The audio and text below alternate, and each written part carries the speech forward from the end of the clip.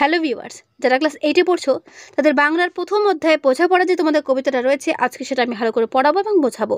ঠিক আছে, তো চলো শুরু করছি। তোমরা কিন্তু প্রথম থেকেই আমি বলে রাখি, ভিডিওটা চলাকালীন বইটা খুলে বসবে এবং পড়াটা ভালো করে বুঝে নেবে। ওকে, তো দেখো, বোঝাপড়া কবিতার লেখক রবীন্দ্রনাথ ঠাকুর। এই কবিতার লেখক কি বলতে চেয়েছে তার আগে জেনে না বোঝাপড়া কবিতাটা কোথা থেকে নেওয়া হয়েছে। অনেক সময় পরীক্ষাতে কিন্তু জিজ্ঞাসা করে যে এই কবিতার উৎস কি। তো দেখো, বোঝাপড়া কবিতার উৎস হলো খনিকা কাব্যগ্রন্থ, অর্থাৎ কবিগুরু রবীন্দ্রনাথ ঠাকুর রচিত বোঝাপড়া কবিতাটি তার খনিকা কাব্যগ্রন্থ থেকে নিয়েছেন। লিখে নাও খাতায় এটা। আমি তোমাদের বই লিখে দিচ্ছি, তোমরা কিন্তু খাতায় এটা নোট করে রেখো। ঠিক আছে, তো চলো কবিতাটা আমরা পড়তে শুরু করছি। দেখো কি আছে। মনেরে আজ কহ যে ভালো মন্দ যাহাই আসুক সত্যের এল সহজে। কেউ বা তোমায় ভালোবাসে, কেউ বা বাসতে পারে না যে, কেউ বিকিয়ে আছে, কেউ বা সিকি পয়সা ধারে না যে। অর্থাৎ মনকে আজকে বলো যে ভালো মন্দ যাই হোক না কেন, যেটা সত্যি সেটা কি আমাদের সহজভাবে গ্রহণ করতে হবে। কেউ তোমাকে ভালোবাসে, আবার কেউ তোমাকে ভালোবাসতে নাও পারে।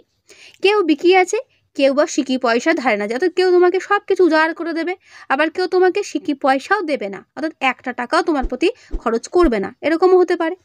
কত কটা যে স্বভাব তাদের, কত কটা বা তোমারও ভাই, কত কটা এ ভবের গতি, সবার তরে নয় সবাই।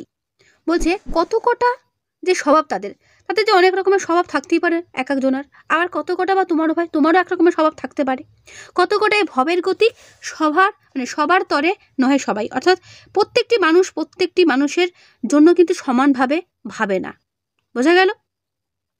তোমায় কতক ফাঁকি দেবে, তুমিও কতক দেবে ফাঁকি, তোমার ভোগে কতক পড়বে, পরের ভোগে থাকবে বাকি।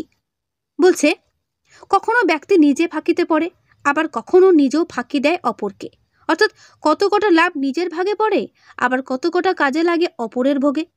এটা কিন্তু আদিকাল থেকেই হয়ে আসছে, সেটাই বলছে। মান্ধাতার এই আমল থেকে চলে আসছে এমনই রকম, অর্থাৎ আদিকাল, মান্ধাতারি বলতে প্রাচীন কাল থেকে কিন্তু এরকমভাবেই চলে আসছে। তোমারই কি এমন ভাগ্য, বাঁচিয়ে যাবে সকল জখম, মনেরে আজ কহ যে। বলছে যে আদিকাল থেকে জগতে কিন্তু এমনটাই হয়ে চলেছে, এর থেকে কারো নিস্তার পাওয়ার পথ নেই।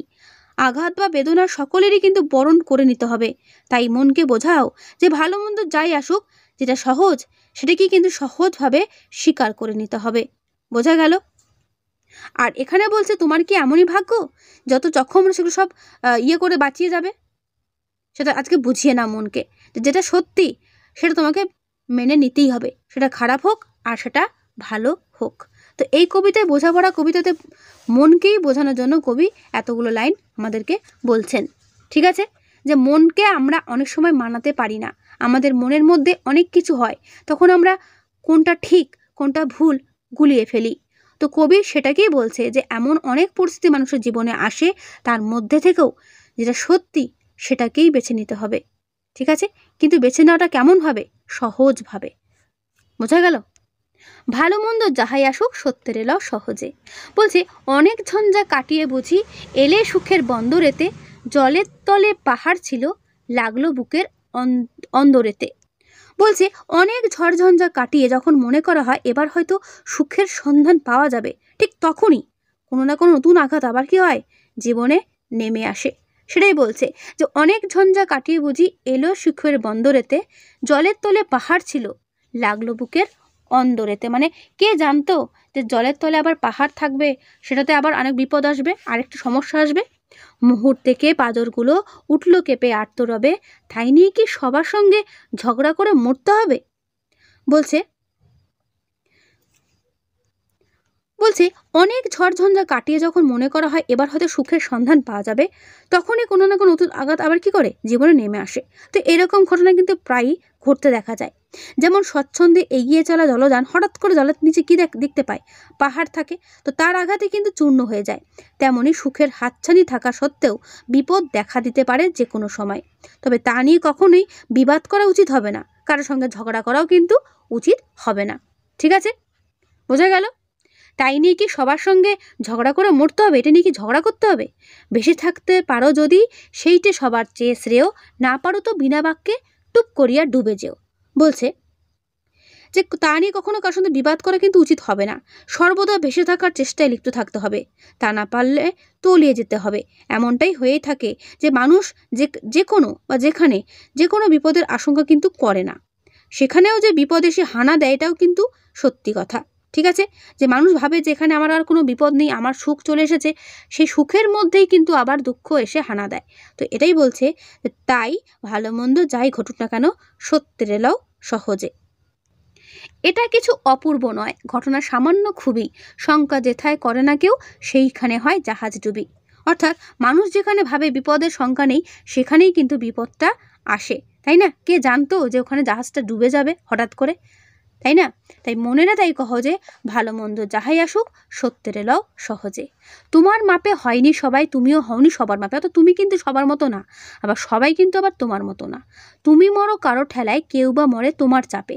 তবু ভেবে দেখতে গেলে এমনই কিসের টানাটানি, তেমন করে হাত বাড়ালে সুখ পাওয়া যায় অনেকখানি। অর্থাৎ মনে রাখতে হবে প্রত্যেক মানুষ স্বতন্ত্র। তোমাকে যেমন চাপ সহ্য করতে হয় তেমনি তোমার মাধ্যমেও কেউ কিন্তু আবার চাপে পড়ে। তাই দুঃখিত হওয়ার কোনো কারণই নেই, একটু ভেবে দেখলেই অনেকটা সুখ পাওয়া সম্ভব হবে। তার জন্য কোনো ব্যক্তির ওপরে নির্ভরশীল হওয়ার কোনো প্রয়োজন নেই।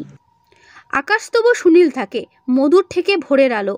মরণ এলে হঠাৎ দেখি মরার চেয়ে বাঁচাই ভালো। অর্থাৎ যারা মরণাপন্ন হয় তখন তারা কি তখন তারা কি বলবে? বলবে মরার চেয়ে বাঁচাটাই ভালো ছিল।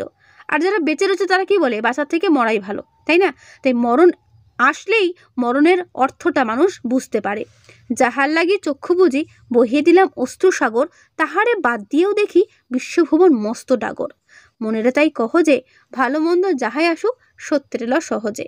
অর্থাৎ এখানে কবি বলছে আমি কাউকে ভালোবাসলাম না বা আমি কাউকে ভালোবাসলাম, কেউ আমাকে ভালোবাসলো বা কেউ আমাকে ভালোবাসলো না, তাতে বিশ্ব প্রকৃতিতে কোনো আলোড়ন সৃষ্টি হয় না। তাই আকাশ যেরকম নীল থাকে সেরকমই কিন্তু নীল থাকে। ভোরের আলো সর্বদাই মধুর লাগে। মৃত্যুর মুখোমুখি হলেই অনুভব করা যায় যে বেঁচে থাকাটা কতটা বেশি শ্রেয় ছিল মৃত্যুর থেকে। তো ব্যক্তি বিশেষের জন্য মহাবিশ্বে কারো সুখের দরজা কিন্তু কোনোদিনই কিন্তু বন্ধ হয় না, কারণ বিশ্বভুবন অনেক উদার, অনেক প্রশস্ত, সেখানে অনেক জায়গা রয়েছে, সেখানে বেঁচে থাকার বহু উপকরণ আছে। তাই মনকে এই কথাটাই বোঝাতে হবে যে ভালো মন্দ যাই ঘটুক না কেন সত্যকে সহজভাবেই মেনে নিতে হবে। বোঝা গেল? প্রতিটা প্যারায় প্যারায় কবিতার যে প্যাসেজ, প্যারা প্যারা বলতে পারো, সে প্রত্যেকটা কবিতার যে ভাগগুলো রয়েছে এই কবিতার ভাগগুলোর মধ্যে লাইনে লাইনে কবি বোঝাচ্ছে যে কিভাবে আমাদের মনকে বোঝাতে হবে। নিজের ছায়া মস্ত করে অস্তাচলে বসে বসে আধার করে তোলো যদি জীবনখানা নিজের দোষে। বলছে নিজের চারিদিকে অন্ধকারের প্রাচীর তুলে রেখে জীবনটাকে নষ্ট করে দেওয়া কিন্তু কারোরই উচিত হবে না।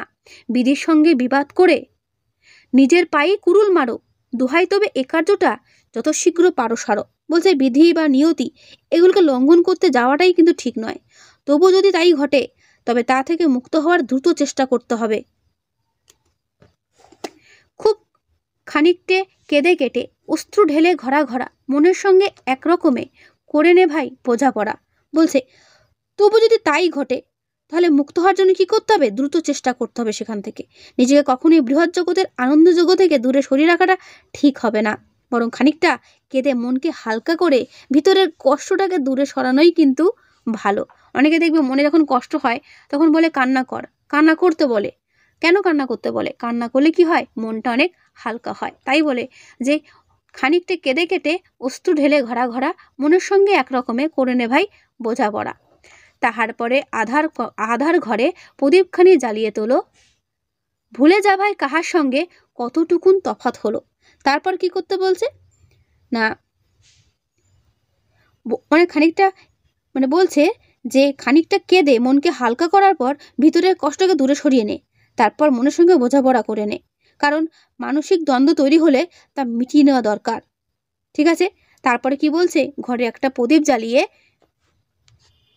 সব কিছু ভুলে যেতে বলছে, যে কার সঙ্গে কতটা ঝগড়া হলো, কার সঙ্গে কতটা বিবাদ হলো, এই সবটাই কিন্তু প্রদীপ জ্বালানোর পর সেগুলো ভুলে যেতে বলছে।